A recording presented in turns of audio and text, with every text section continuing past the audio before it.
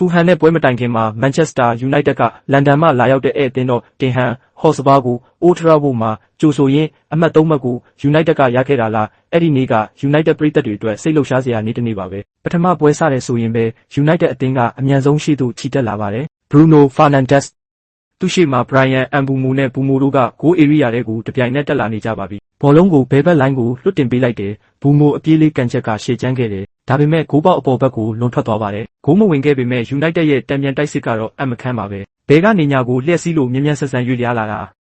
ဒါပေမဲ့ Bumo ရဲ့ကန်ချက်ကတော့ကံမကောင်းခဲ့ပါဘူးဂိုးမရခဲ့ပါဘူးဗျာ Martinez ကဘောလုံးကိုလှပတဲ့ကစားကွက်တွေနဲ့အကောင်းဆုံးလိန်ခောက်ပြီးဘောလုံးကို area အပြင်ဘက်ကနေဂိုးစီကန်ထည့်လိုက်ပါတယ်အနေရပြင်းတဲ့ဘောလုံးကန်ချက်ပေမဲ့ဂိုးမရခဲ့ပါဘူးဗျာ Bruno က Casemiro စီဖြတ်ပေးလိုက်တယ် Casemiro ဘယ်ချီကန်ချက်နဲ့ထိပြီးအံ့ဩစရာကဘောလုံးကပြန်ကန်ထွက်သွားပါတယ် Vicario ကညဘက်ကိုပြန်တန်းတယ်လို့လှုပ်ရှားပြီးကန်တင်လိုက်ပါတယ် United နံပါတ်18ရဲ့ကန်ချက်ကတကယ်ကိုပြင်းထန်လာပါတယ်ဒါပေမဲ့ဒဏ်ရာ area အနားမှာဝေးဝိုင်းမှုဖြစ်ပြီး Spurs အတွက်အသက်ရှူခွင့်ရသွားပါတယ်ဘောလုံးကဂိုးနားကနေဝေးထွက်သွားခဲ့တာပါအခုအချိန်မှာ United ကကိုနောက်တန်းကိုစူးစီးဖို့နည်းနည်းခက်ခဲနေပါတယ် Tottenham ကတော့လူအားလုံးကိုရှေ့တန်းအထိတင်ထားပါတယ်ဘောလုံးကို Man U အသင်းရဲ့နောက်တန်းဘက်ထိဖြတ်တင်လိုက်တယ် area စီးတဲ့ရှုပ်ထွေးသွားပေမဲ့နောက်ဆုံးမှာ United ကရှင်းထုတ်နိုင်ခဲ့ပါတယ် Dominic Solanke ကလွတ်လွတ်ကျွတ်ကျွတ်ကန်ချက်မရခဲ့ပါဘူးဒီအချိန်မှာ Diego Dalot ကဘောလုံးကိုအပြင်းထန်ဆွဲတက်လာပါတယ် Matías Cunha နောက်ကနေအတင်းဖြတ်တားနေပေမဲ့ Cunha ရဲ့ကန်ချက်ကတိုင်နာကက်ကက်လေးလွဲချော်သွားပါတယ် Razida ရဲ့အပြင်းနဲ့ကြိုးစားမှုပါပဲ Vicario ကတော့လုံးဝမတုံ့ပြန်နိုင်ခဲ့ပါဘူးကံကောင်းစွာပဲတိုင်ပြင်ဘက်ကိုသွားခဲ့တာပါ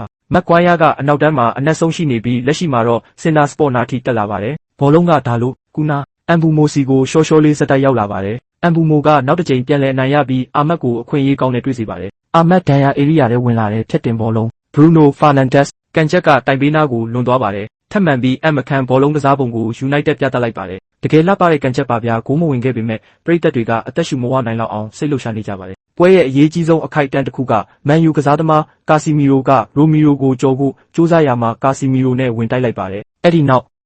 Romero ရဲ့တိုက်ခိုက်မှုဆိုပြီး Casemiro မြေပြင်ပေါ်မှာနာကျင်စွာလှိမ့်နေပါတယ်ဒိုင်လူကြီးမိုက်ကယ် Oliver ခဏလောက်စဉ်းစားပြီးနောက်အနီကက်ဆွဲထုတ်ကပြလိုက်ပါတော့တယ် Christian Romero ကွင်းထဲကထွက်သွားရပါပြီစပါးပရိသတ်တွေအားပေးတန်တွေကျဲနေပါပြီ Casemiro နဲ့ Romero ခြေထောက်ချင်းချိတ်မိသွားကြတဲ့မြင်ကွင်းမှာလူတစ်ယောက်ပုံနဲ့ United ကဆက်လက်ဖိအားပေးပါတယ်ကူနာက Bruno ကိုလှပစွာဖြတ်ထည့်ပေးလိုက်တယ် Bruno ကန်ချက်ထိခိုက်ပြီးအနှဲငယ်လွဲသွားပါတယ်ဂိုးနာကက်ကက်လေးပါပဲနောက်ဆုံးမှာတော့လေ့ကျင့်ခန်းကနေတိုက်ရိုက်ထွက်လာတဲ့ပုံစံတစ်ခု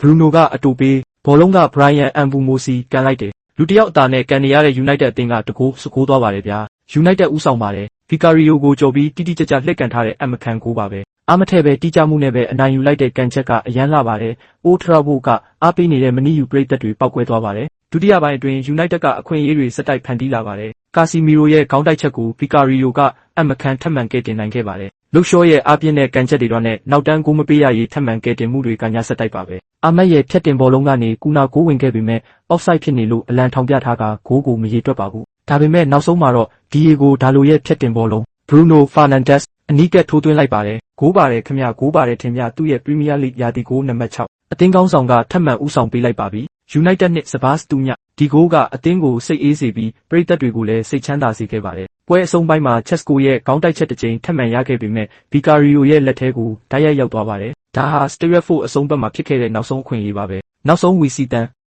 Manchester United ကထိပ်သီး3သင်းနဲ့အမှတ်ကွာဟမှုကို2မှတ်သာကျန်အောင်ရှော့ချနိုင်ခဲ့ပါတယ် Michael Carrick လက်အောက်မှာယုံကြည်မှုအပြည့်စွမ်းအားအပြည့်နဲ့ United ကထပ်မံအနိုင်ရခဲ့ပါတယ် Manchester United နဲ့Tottenham Hotspur ဂိုးမရခဲ့ပါခင်ဗျာ Manchester ပရိသတ်တွေအားလုံးအောင်ပွဲတွေပိုရစေဖို့ကျွန်တော်ရဲ့ channel ကိုလည်းအားပေးကြပါဦးနော်